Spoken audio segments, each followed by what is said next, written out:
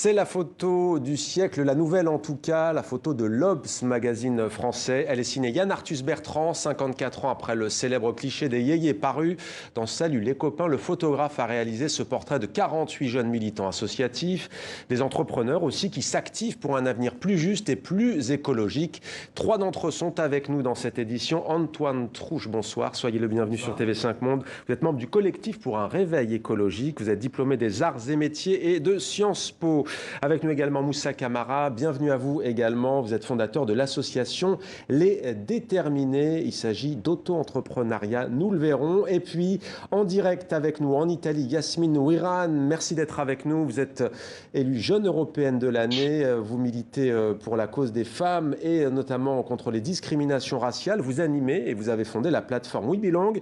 On commence avec vous, Yasmine Ouiran. Je vais poser la question aussi à nos deux invités en plateau. En quelques mots, pour vous, c'est quoi la définition aujourd'hui? C'est quoi être européenne? C'est quoi être européen en 2020? Merci. Tout d'abord, merci de m'avoir invité. C'est un plaisir, même à distance, malgré la crise et les frontières qui sont toujours entrouvertes. Je suis contente d'être là aujourd'hui et de parler. Je pense qu'être européenne, dans un moment aussi historique où l'on a des crises sociales, de santé sanitaire, mais aussi économique, la crise qui va suivre cette période de coronavirus, post-coronavirus, je pense que c'est un défi être européen. Et c'est notre génération qui va en payer les frais de tous ces enjeux qu'on vit. Mais il est aussi important de comprendre, et vous l'avez bien expliqué au début, que ces 750 milliards d'euros, on ne les aura pas sans l'Europe. Et je pense qu'il est important aujourd'hui plus que jamais de rester unis malgré tout, malgré les critiques qu'on peut faire à l'Union européenne. Sans l'Union européenne, je pense qu'on n'aurait même pas pu affronter la crise de cette façon. On peut juste regarder les autres pays et je pense notamment aux États-Unis qui sont toujours en confinement. Donc voilà, je vais juste dire ça. Restez avec nous, Yasmine Ouiran. On vous retrouve dans quelques instants. Antoine Trouche, Yasmine Ouiran vient de dire un défi qui ne pourra pas être relevé sans l'Europe. Vous, comment, vous, jeunes Français, vous voyez l'Europe d'aujourd'hui? Moi, je pense qu'on a une grande question devant nous et la grande question, c'est qu'est-ce qu'on veut en faire concrètement du moment dans lequel on est. Il y a un plan de relance immense qui est en train d'être décidé au niveau européen. La grande question, c'est est-ce que c'est un plan de relance qui va juste servir à essayer de reconstruire bon an mal an ce qui existait avant? Et ce qui existait avant, on sait que c'était pas soutenable. On sait que écologiquement, ça nous permettait pas de rester sur une planète dans laquelle on avait la possibilité de rester dans un monde à peu près agréable à vivre dans les années à venir. On sait que socialement, ça posait déjà tout un tas de problèmes. Donc, est-ce qu'on en profite pour essayer de relancer ça? Ou est-ce qu'on profite de ce moment exceptionnel pour en faire un grand moment de reconstruction écologique et sociale? Est-ce qu'on en profite pour lancer un grand plan de rénovation thermique des bâtiments dans toute l'Europe? Est-ce qu'on en profite pour massivement transitionner la production d'énergie en Europe? On sait qu'il y a tout un tas de pays dans lesquels on produit encore beaucoup d'énergie au charbon ou avec des énergies carbonées. Donc est-ce qu'on profite de ce plan pour créer de l'emploi sur des secteurs qui nous permettent de décarboner notre production? C'est toutes ces questions qui se posent à nous en tant qu'Européens. Vous partagez ce point de vue sur la transition écologique nécessaire, Moussa Camara? Je pense que c'est important parce qu'aujourd'hui, cette crise nous a démontré qu'il faut être solidaire. On a pu voir que des pays ont pu gérer cette crise mieux que certains. Et aujourd'hui, je pense que si on n'a pas l'Union européenne, ça risque d'être compliqué à l'échelle internationale. Ouais. Quand on a les États-Unis, qui est un continent qui est énorme, on a aussi l'Asie, il y a l'Afrique qui est un continent émergent. L'Europe, elle doit encore plus faire des efforts pour pouvoir travailler ensemble, essayer de répondre aussi. On a une grande crise aujourd'hui qui va arriver, la crise économique, les entreprises qui sont aujourd'hui les petites et les moyennes entreprises beaucoup vont mourir à cause de cette crise et sont en difficulté. Et l'objectif, c'est comment l'Europe, elle est un vrai levier pour pouvoir réinvestir dans notre économie massivement, pour faire en sorte que les petites et les moyennes entreprises puissent continuer parce que c'est eux qui créent la valeur, alors qui créent le plus d'emplois. Alors justement, voilà, pour l'Europe, c'est bien d'avoir votre vision quand même de l'Europe, mais vous, en tout cas, vous n'attendez pas tout des dirigeants européens ou français ou italiens ou d'autres pays. Vous avez décidé d'agir, vous les déterminez, vous aidez justement des jeunes, notamment des quartiers populaires en France, à auto-entreprendre avec le chômage massif qui arrive et qui va concerner les jeunes. Est-ce que vous pensez sincèrement que ça peut être une porte de sortie, l'auto-entrepreneuriat? Parce que parfois, on entend dire que c'est un mirage, comme l'auto-entrepreneuriat, qu'il y a beaucoup de précarité. Nous, on n'est pas uniquement sur l'auto-entrepreneuriat, on est sur l'employabilité et l'entrepreneuriat tout court, parce qu'on pense que ça peut être l'une des clés de réussite sociale de ces habitants dans le quartier populaire. Parce que quelqu'un qui travaille, qui monte sa boîte ou qui arrive à trouver un emploi, derrière, il sort de sa condition sociale. Et ça, pour nous, c'est important. Et on croit en ça parce qu'on accompagne des entrepreneurs au quotidien qui créent leur propre emploi. Mais derrière, quand ça marche bien, ils arrivent à développer un vrai business économique. Derrière, ils créent de la valeur et ils créent de l'emploi. Donc, à un moment donné, on ne va pas dire que l'entrepreneuriat va tout résoudre. C'est pas la panacée. Mais à un moment donné, où il y a des jeunes et des moins jeunes dans nos territoires, dans nos quartiers, là où ça va le plus mal, s'ils arrivent à créer une dynamique économique, je pense qu'on arrivera à attirer une réussite sociale derrière. Et ça, pour nous, c'est ce qu'on fait avec les déterminés, c'est ce qu'on fait depuis 5-6 ans. Aujourd'hui, il y a plus de plusieurs centaines de personnes qui ont créé leur boîte, qui, pour la plupart, y vivent. Ouais. Et donc ça, c'est important. C'est du concret, c'est important. Et Yasmine Ouiran, on va parler avec vous, bien entendu, de vos actions pour le féminisme. Mais d'abord, quelques mots, puisque vous êtes en Italie. On sait qu'il y avait déjà un chômage important chez les jeunes en Italie. Est-ce que vous pouvez nous donner quelques informations ce soir sur ce qui se dit aujourd'hui en Italie? On attend bien entendu le dénouement de ce qui se passe en ce moment à Bruxelles. Les jeunes ont peur aujourd'hui en Italie? Les jeunes et les moins jeunes, vous savez, l'Italie, c'est un pays très vieux. Historiquement, on a une population vieillissante. Et je pense que, vous savez, moi, en 2011, j'ai quitté l'Italie avec ma famille. Je me suis déplacée en France, où j'ai fait mes études pour la crise, à cause de la crise. Et donc aujourd'hui encore, on voit une autre fois un pays qui est frappé par la crise. J'étais à Rome, je me suis déplacée dans plusieurs villes et c'est des villes désertes. C'est-à-dire que le tourisme dont on vit dans des villes comme Rome ou Florence ne marche pas parce qu'avec la crise, ça a été très, très, très impacté. Et je pense que, vous savez, j'ai eu la chance de travailler sur des projets aussi européens, au niveau européen, mais aussi au niveau local. Et je pense qu'il est important de donner la voix, surtout aux jeunes, et aux jeunes issus de l'immigration et aux jeunes femmes. Parce que je pense que c'est ce que j'essaie de promouvoir, c'est l'entrepreneuriat, mais aussi le leadership des jeunes femmes. Je pense que ce sera les personnes les plus impactées, c'est-à-dire que déjà quand on a plusieurs éléments qui nous définissent en tant que femmes, en tant que filles d'immigrés, on est plus discriminés. Et avec cette crise, les personnes les plus vulnérables, ce sera aussi celles issues de quartiers populaires, mais aussi issues de l'immigration et les femmes. On a un gouvernement qui vient d'être nommé en France et qui fait l'objet de critiques d'associations féministes. Je pense qu'il est important de promouvoir un leadership féminin où l'on prenne en considération toutes les causes et les crises auxquelles on fait face. Alors on va maintenant évoquer avec vous, Antoine Trouche, vos actions. On essaie aujourd'hui de parler de ces sujets. Vous faites partie bien entendu des 3 sur les 48 personnalités. La lutte contre les discriminations faites aux femmes, l'auto-entrepreneuriat. Antoine Trouche, vous, que proposez-vous pour ce que vous appelez le réveil écologique?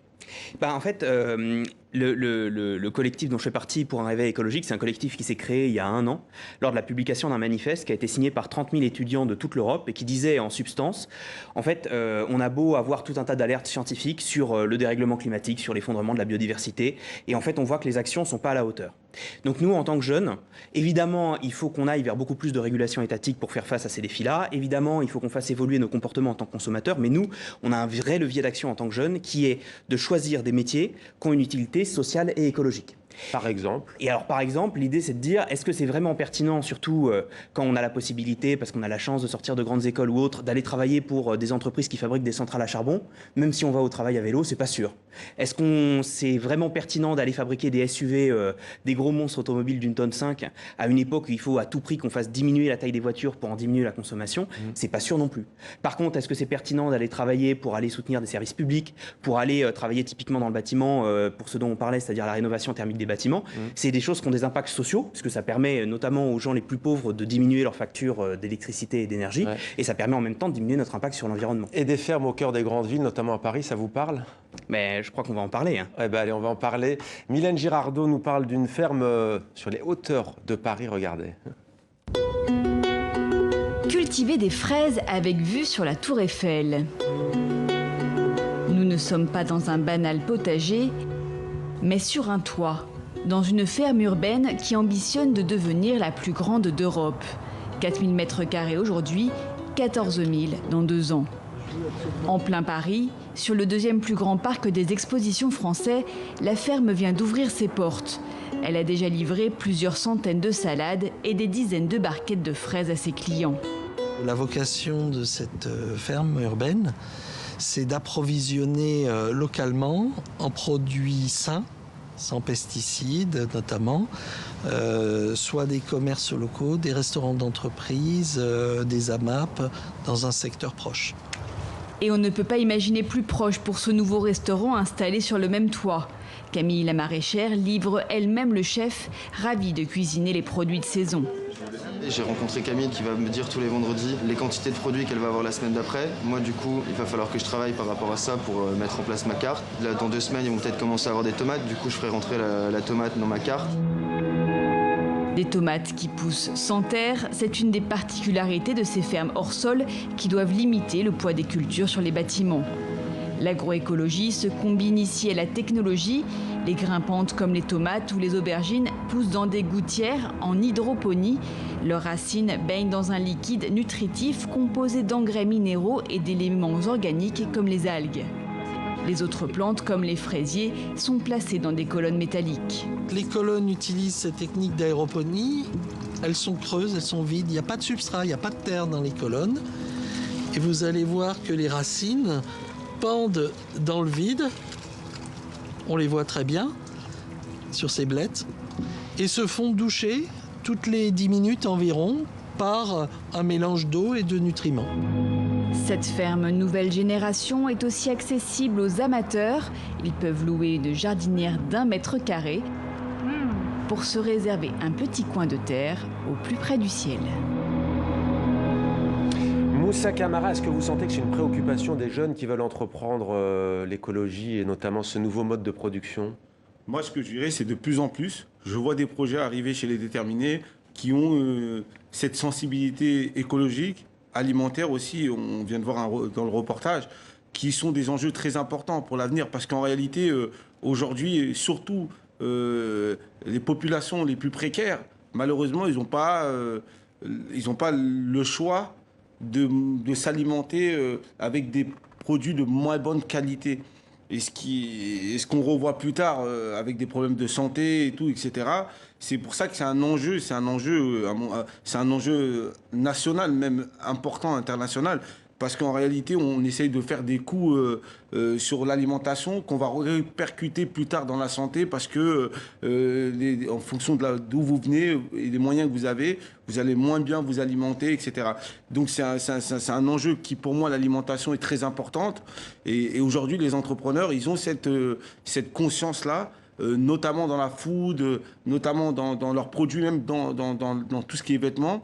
Ils essayent de produire éthique, mais avec des aliments aussi sains ou des produits sains, quoi. Yasmine Ouiran, vous êtes en Italie, on entend de plus en plus parler de réfugiés climatiques, vous qui défendez les droits des migrants. Comment faire aujourd'hui pour justement que les pays du Sud puissent trouver leur épanouissement, leur développement? Est-ce que ça passe aussi là par d'autres modes de production, par une protection peut-être aussi, on le sait, en Afrique subsaharienne, des éleveurs, des agriculteurs?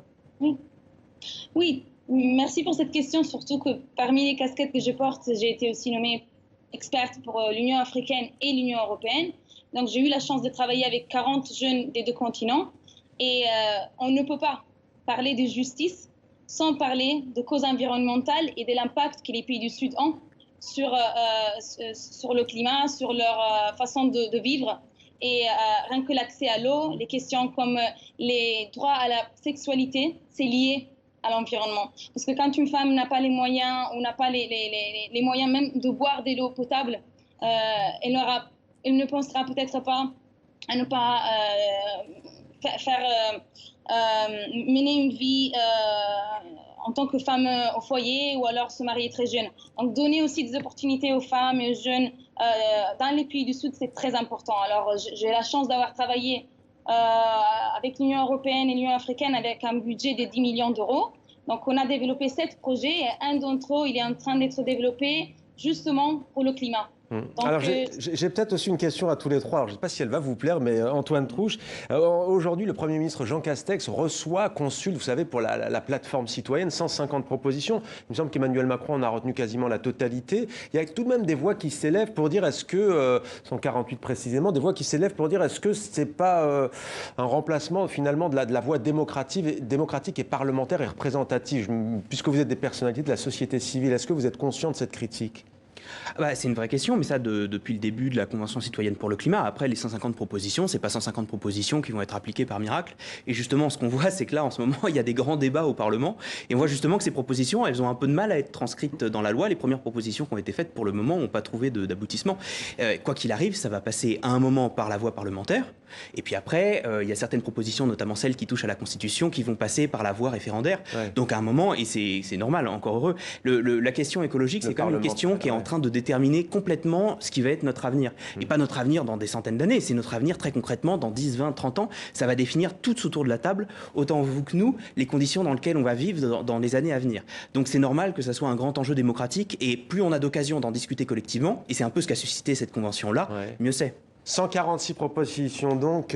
Moussa Camara, il y a un débat récurrent en France qui revient sur, j'ai pas encore prononcé le mot, j'ai préféré dire quartier populaire, mais sur les banlieues. On a souvent entendu dire que l'ascenseur social ne fonctionnait plus en France. Vous qui êtes sur le terrain et au cœur de la problématique, est-ce que vous trouvez que c'est exagéré ou est-ce que vous dites qu'effectivement c'est un peu grippé ?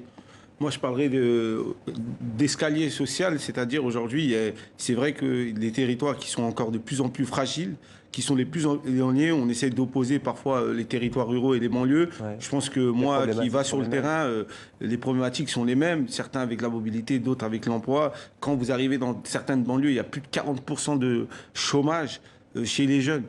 Quel avenir on leur propose ?